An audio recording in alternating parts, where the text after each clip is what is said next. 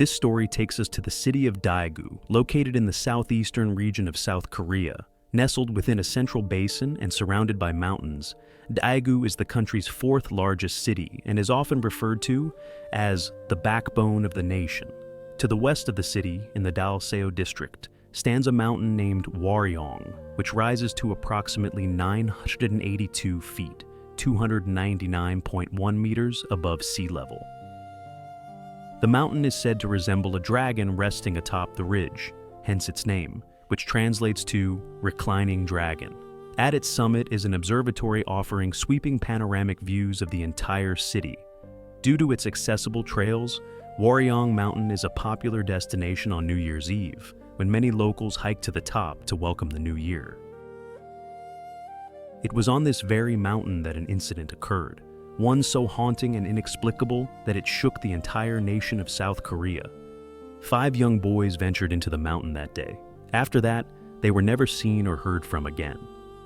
The case would soon become one of South Korea's 3 most infamous unsolved mysteries, known nationwide as the Disappearance of the Frog Boys.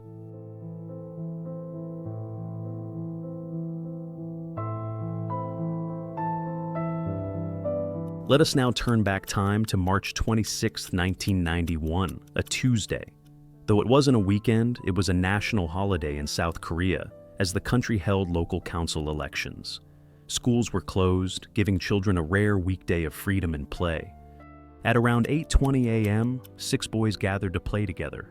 Yongyu Kim, age 11, Jong-sik Kim, 9, Chan-in Park, 10, Cheol-won Woo, 13, Ho-yeon Jo, 12, and Tae-ryong Kim, 9. They were 3rd to 5th grade students at Seongseo Elementary School, located just at the foot of Waryong Mountain. Their homes were in small villages nearby. That morning, while they were playing near Ho-yeong-jo's house, a boarder renting a nearby room came outside and complained that the boys were being too noisy. He told them to find somewhere else to play. So the group began discussing where to go next. One of them suggested hiking up nearby Waryong Mountain to look for fire salamanders, a type of amphibian known for shedding its skin in the forest and laying between 10 and 60 eggs each time it moves to a new spot. After agreeing on their destination, the boys temporarily split up to go home and grab supplies, and to inform their families. Among the 6, only Tae-ryong Kim told his parents about the plan. They refused to let him go, saying the mountain was too far. Left with no choice, he stayed home. The remaining 5 boys continued preparing. One brought a container to collect eggs. Another carried a stick to help search under rocks and logs.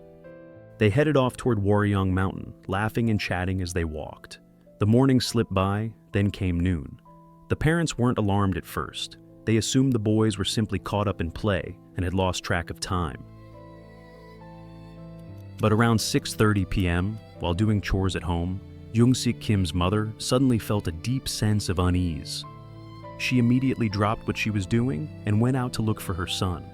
Although the neighborhood was still alive with the sounds of children playing, her son was nowhere to be found. Dusk had already set in. Her children had come home late before, but something about that evening felt different, wrong.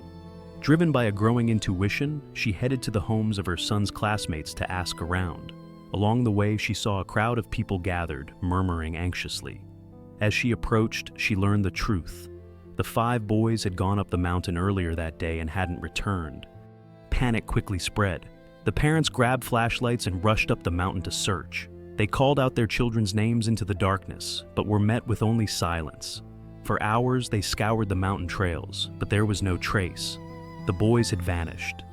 By 7:50 p.m., exhausted and without answers, the parents descended the mountain and went to the local police station to file a report.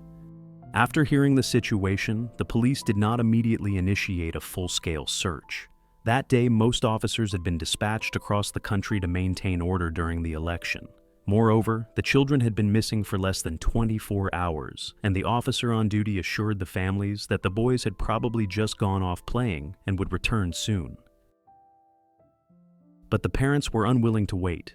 With no official help, they returned to the mountain to continue searching. Some kind-hearted neighbors joined them.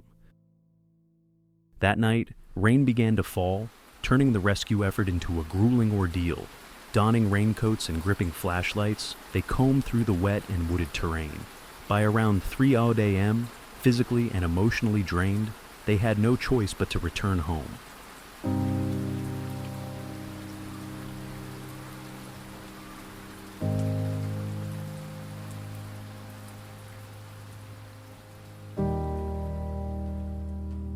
The following day, over 300 people, including police officers and military personnel, were mobilized to search Waryong Mountain.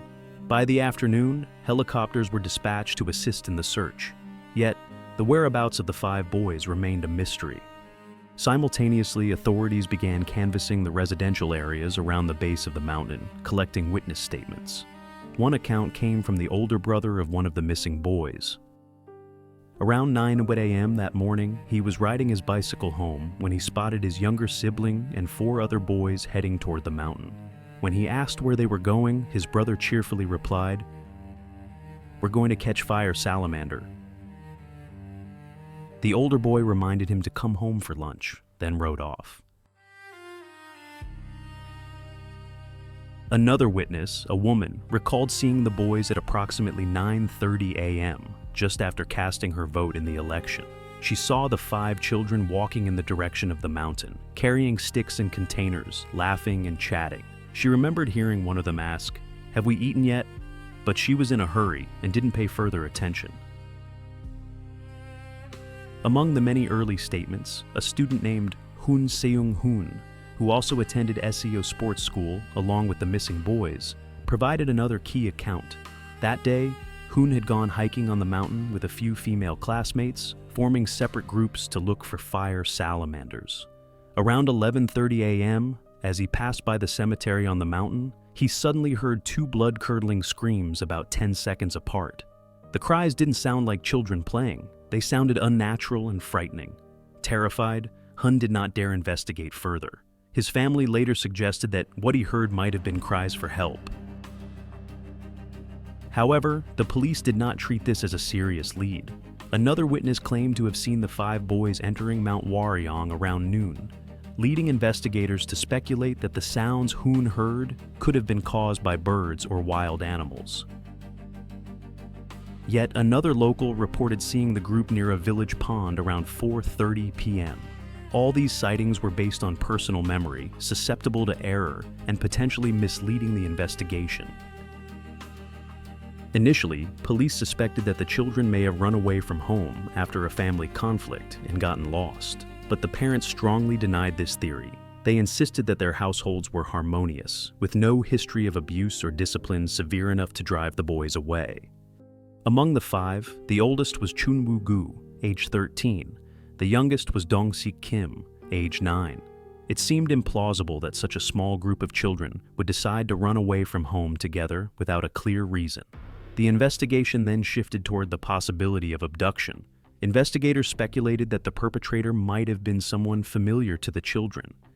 However, after thoroughly checking the families and their social circles, police found no individuals with criminal backgrounds or hostile intentions. These were peaceful households, well integrated with their neighbors, with no known grievances. Still, the kidnapping theory gained more traction. 3 days after the disappearance, on March 29th, Dong-sik Kim's uncle received a phone call from a man who sounded to be in his 30s.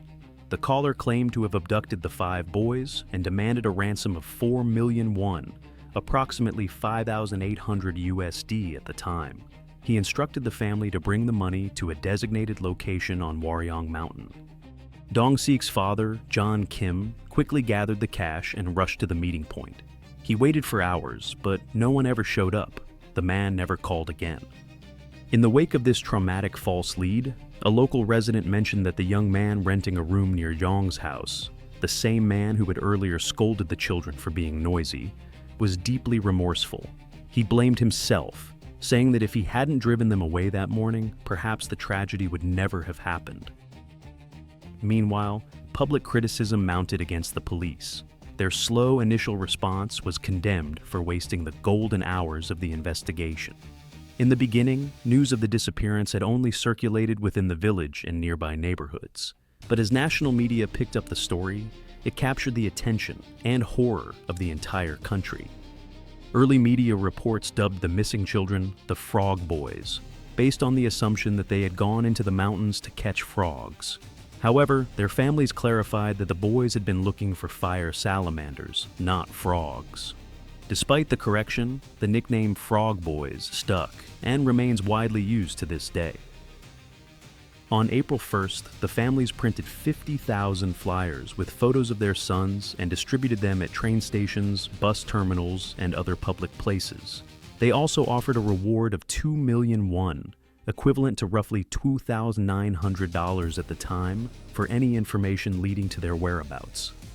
The case had grown so serious that then-President Roh Tae-woo personally instructed law enforcement to launch a full-scale investigation. Police and military forces were mobilized to sweep Waryong Mountain and its surrounding areas, leaving no ground unsearched. There was a nearby reservoir where previous drowning accidents had occurred, prompting speculation that the boys might have ventured there to play. Rescue teams pumped the lake dry, but found no trace of the children. As public interest intensified, the families' phone numbers were leaked. To filter potential leads, the police installed wiretaps to record incoming calls. They received dozens of calls, some of which included the sound of children's voices, only for the caller to hang up seconds later. Authorities determined that most of these were prank calls. While they couldn't rule out the possibility that the perpetrator had phoned at some point, they had no way of identifying who it was. In August 1992, over a year after the disappearance, the police received a call from an unidentified man claiming that the boys' bodies had been buried beneath the basement of a building in Gyeongsangbuk-do province. When asked for further details, the caller abruptly hung up. Nevertheless, officers searched the only building in the vicinity with a basement, but found nothing unusual. They ultimately concluded that it had been another cruel hoax. Tensions rose between journalists and local residents as reporters followed investigators closely during the ongoing search. Months passed with no results. The families, still in anguish, were left clinging to dwindling hope. Despite the onslaught of false leads and misinformation, the police pressed forward, holding on to the belief that the boys might still be alive, perhaps kidnapped and taken elsewhere.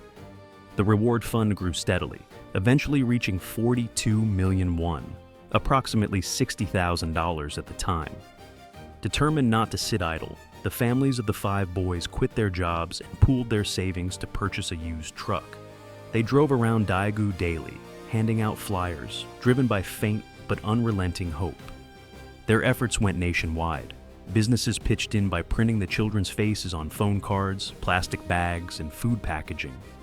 Images of the 5 missing boys even appeared on television programs and were printed on a giant hot air balloon, released into the sky in hopes that someone, somewhere, might recognize them. By November 1992, police had received nearly 1,000 phone tips, most of them false alarms. That same month, a documentary titled Come Back, Frog Boys was released, sparking renewed national interest. New theories proliferated. Some speculated that the children had been abducted by North Korean agents. Others claimed they had been targeted by a group of leprosy patients for medical experimentation. Though these theories seemed far-fetched and lacked credible evidence, police still followed each lead, but uncovered no solid connections to any of the rumored suspects. Even more outlandish ideas emerged, such as the boys not being human or having been abducted by aliens. Over the course of the years-long search effort, more than 320,000 individuals from across all walks of life, including military personnel, volunteered their help. By 1995, 4 years after the disappearance, authorities began using computer graphics technology to generate age-progressed portraits of the boys as they might appear if still alive. More than 2 million flyers featuring these new images were distributed nationwide. Still, every lead that followed turned out to be either a hoax or unverifiable. During this period, police even consulted shamans, hoping for a miracle, but to no avail. As time passed, the case gradually faded from the public eye. Burdened by mounting financial pressure, the families eventually had no choice but to return to work to support themselves.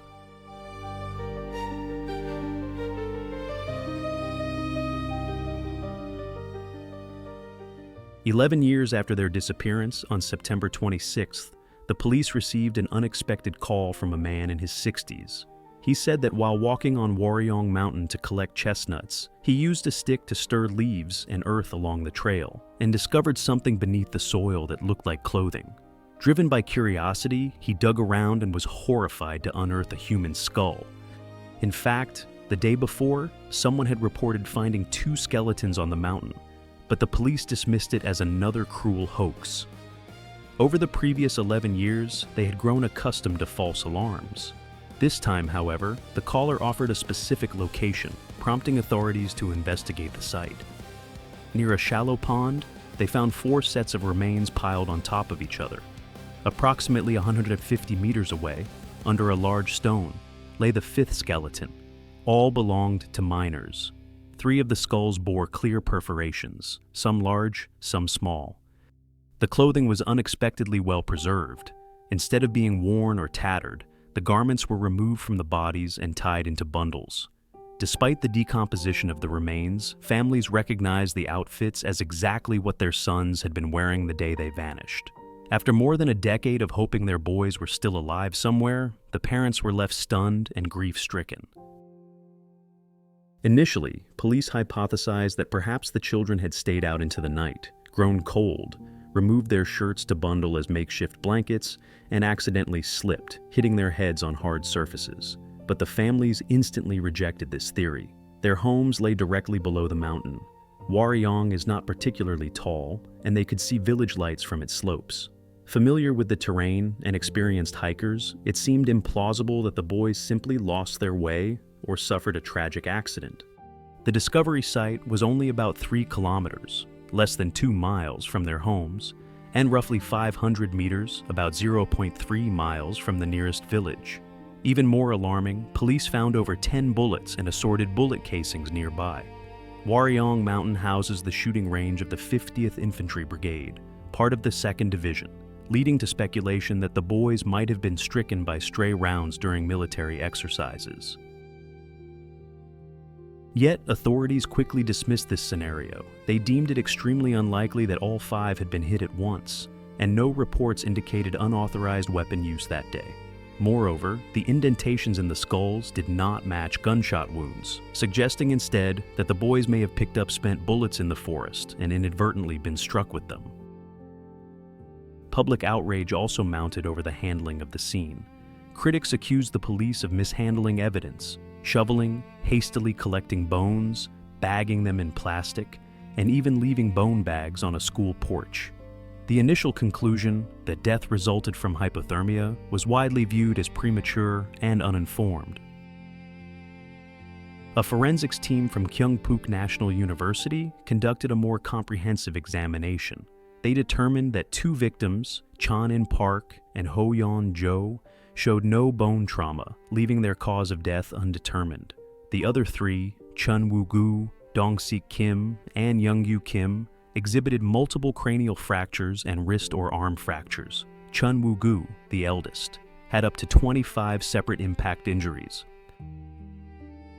Experts eventually identified a plausible weapon, a dual-ended welding tool combining a pointed and a flat tip, used to clean weld seams. The tool is specialized and uncommon outside of welding trades. While the presence of such an object pointed to premeditation, the fact that all 5 boys were attacked simultaneously led many to suspect the crime may have been impulsive rather than meticulously planned. With only limited forensic evidence, tracking the perpetrator appeared nearly impossible. Based on available witnesses and medical findings, police outlined a likely sequence of events. The boys hiked into the forest and scattered in search of fire salamanders. They were ambushed by a lone stranger. Chun-woo-gu, the oldest, resisted and sustained the worst injuries. Young-yu Kim attempted to flee, but the assailant caught up from behind and struck him forcefully in the head. Young-yu instinctively raised his left arm to defend himself, tearing the sleeve and shirt before collapsing from the blow. After the first 3 boys were incapacitated, Chan-in Park and Ho-yeon Jo were overpowered. The attacker removed their clothes, tied them into a makeshift rope, and strangled them to death, explaining the absence of traumatic injuries on their remains. The perpetrator buried the bodies in a shallow pit and placed a large rock atop the grave, perhaps to deter animals or mark the site. He may have later returned or lived nearby. His actions suggested both opportunism and some degree of planning. The weapon, a two-headed metal tool, pointed towards someone with knowledge of welding, yet the simultaneous nature of the attack cast doubt on whether the act was premeditated. The public asked many unanswered questions. Why were no hair or teeth found, items that typically resist decay? Why were the clothes removed and bundled in an unusual manner? How had extensive searches failed to uncover the remains earlier?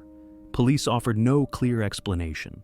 Perhaps the bodies had been buried after the search period ended or moved to the site later, exploiting a gap in the investigation window. At the time of discovery, Waryong Mountain remained largely undeveloped wilderness. Theories circulated the boys had encountered a mentally disturbed local, or possibly a serial killer. Others suggested the crime coincided with local council elections, hinting at political sabotage, but all remained speculative. Near the scene, police discovered a small artificial cave with a narrow entrance, hidden from view, just large enough for a single person to crawl into. Inside were signs of habitation and a handful of old packaged personal items. Unverified accounts suggested these objects dated back to around March 2006, implying someone may have lived there, but authorities did not confirm these claims. By 2006, 15 years after the 5 boys disappeared, the statute of limitations for criminal prosecution had expired under South Korean law. This meant that even if the perpetrator came forward and confessed, they could not be legally prosecuted. Although the law was later amended, at that time, all legal avenues had effectively closed. Around this period, a new rumor began circulating within the community, that the perpetrator was a family who had once lived near Waryong Mountain. The story alleged that they owned a vicious hunting dog, which, on the day of the incident, was released while the owner was cleaning its kennel. The dog allegedly attacked the 5 boys while they were playing on the mountain. In a panic, fearing exposure, the family killed the children to silence them. They then went into hiding, keeping the secret for years until someone, burdened by guilt, supposedly revealed the truth. The rumor spread quickly and was widely believed, but like many earlier theories, it was never backed by concrete evidence or officially confirmed by authorities. In February 2011, a feature-length documentary titled Children, inspired by the disappearance of the 5 boys, premiered in South Korea. The film sparked controversy by introducing a fictional plotline implicating the father of one of the victims. In the film, a criminal psychology professor suspects the father of being the killer, claiming he buried the children in his own yard. Under pressure from the public, police excavate the property, only to find nothing. The father, already devastated by the loss of his son, is driven to despair. It is important to note that this storyline was purely fictional. There is no record of police ever suspecting the victim's parents, nor did any such excavation ever take place. The filmmakers used the fabricated subplot to underscore the emotional trauma and helplessness that families often endure in protracted investigations. Though fictional, the scene struck a nerve, touching on one of the deepest fears of bereaved parents, that losing a child might not be the end of their suffering, but only the beginning of public suspicion and loss of dignity. In 2015, after more than 2 decades without any resolution, South Korean authorities officially closed the Frog Boys investigation. That same year, the nation amended its criminal code, abolishing the statute of limitations for murder, paving the way for a possible reopening of the case if new evidence were to emerge. In 2021, a viral social media post stirred controversy by suggesting the perpetrator might have been a teacher at the boys' elementary school. The theory was based on the premise of authority, terrain familiarity, and strict disciplinary culture at the time. However, investigative journalists quickly dismissed the claim due to a complete lack of supporting evidence. Another speculative post surfaced in 2022, proposing that the skull injuries might have been caused by a large metal compass used in technical drawing, an item sometimes carried by high school students. The author hypothesized that a group of teens, smoking and drinking on the mountain, may have gotten into a fatal altercation with the boys. Experts dismiss this theory as implausible. A compass capable of inflicting such severe wounds would need to be over 30 centimeters, 12 inches long, making it bulky, highly noticeable, and uncommon. Furthermore, no DNA or forensic trace supported the claim. In 2024, a TV program titled Tales of Tales revisited one overlooked testimony, that of a student who had hiked the mountain on the day of the disappearance and heard two blood-curdling screams around midday. It was one of the earliest eyewitness accounts, but had received little attention at the time. In June 2025, Korea JoongAng Daily reported that although Daegu police had established a cold case unit back in 2019, as of mid-2025, no breakthrough evidence or suspect identification had been announced. Public speculation remained wide-ranging, that the boys were accidentally killed by stray bullets from military drills, that they were abducted and their bodies returned later to the mountain, that school bullying escalated into fatal violence, or that a mentally ill recluse had committed the crime. All remain theories, unproven and unconfirmed. Key details, such as the location of the remains, the spent bullets found nearby, and the way the bodies were buried, still defy explanation. The Frog Boys case is more than just a tragic disappearance. It represents a deep, unhealed scar in South Korea's collective memory. A time when legal systems, public safety, and child protection mechanisms were not yet fully developed.